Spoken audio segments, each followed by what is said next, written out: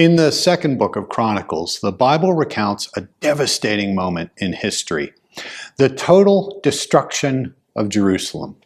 It describes the walls being torn down, the palaces being put to the torch, and the temple, the very heart of the Jewish people's connection to the divine, burned to the ground.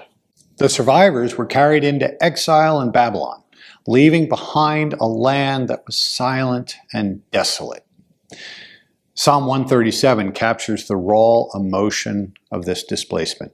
The author writes of those sitting beside the rivers of Babylon, weeping as they remembered what they had lost.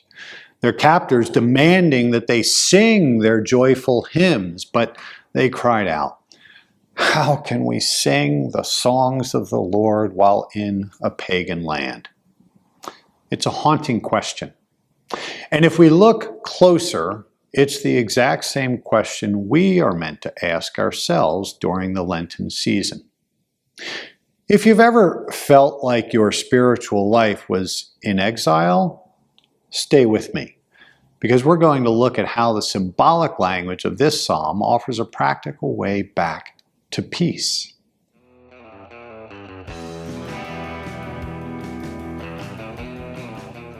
Hi, I'm Howard, pastor of the Roseville New Church, and welcome to Spiritual Shorts.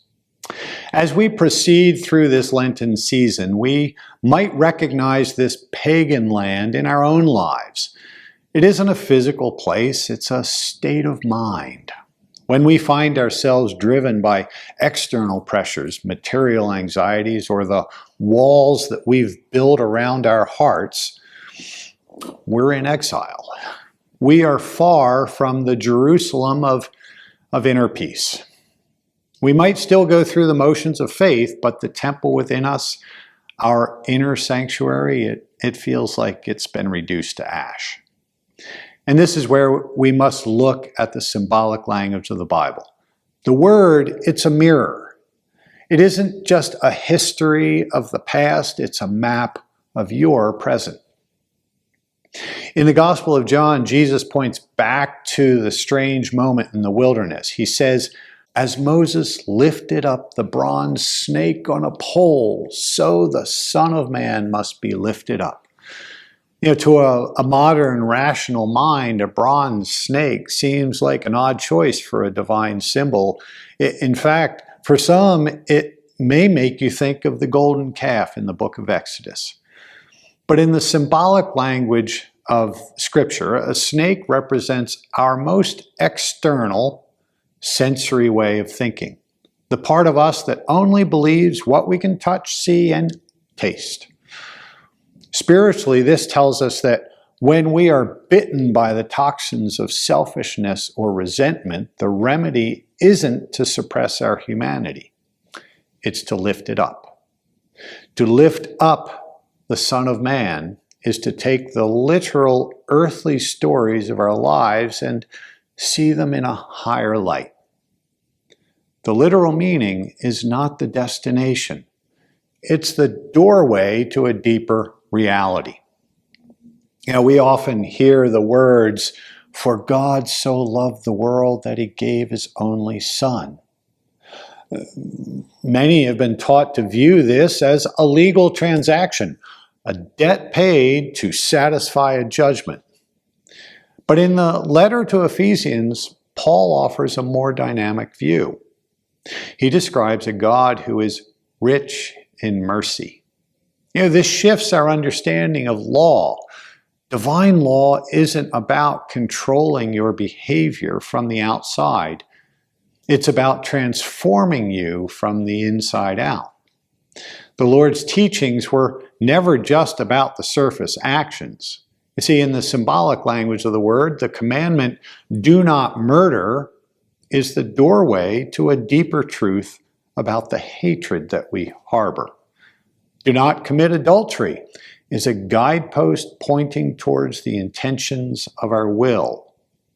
Our spiritual life begins when we stop seeing these as external shoulds and start seeing them as the blueprint for who we are becoming, or better, who the Lord is creating us to be. The judgment that the Lord speaks of isn't a courtroom sentence. He says the judgment is simply this: God's light came into the world, but people loved the darkness more than the light. This is about honesty.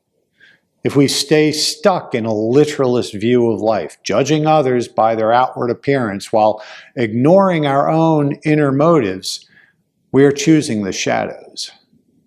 But when we use the literal word as a tool to examine our hearts, we're coming to the light. As we approach the end of Lent and look toward the renewal of Easter, we see that the temple doesn't need to be a building in Jerusalem. It is the structure of love and wisdom that's being built inside of each of us. The heart of King Cyrus was stirred to allow the exiles to return and rebuild. The divine is stirring your heart today, calling you out of the exile of habits. This week, I invite you to look at one rule or one story you've always taken literally and ask, where might I have been distracted by the literal story, and where might symbolism help me to understand more deeply? When we stop treating our faith as a checklist and start seeing it as the process of becoming God's masterpiece, the walls of Jerusalem begin to rise again. The exile ends, and we can finally sing the songs of the Lord on home soil. God bless you, and thank you for joining me for this episode of Spiritual Shorts.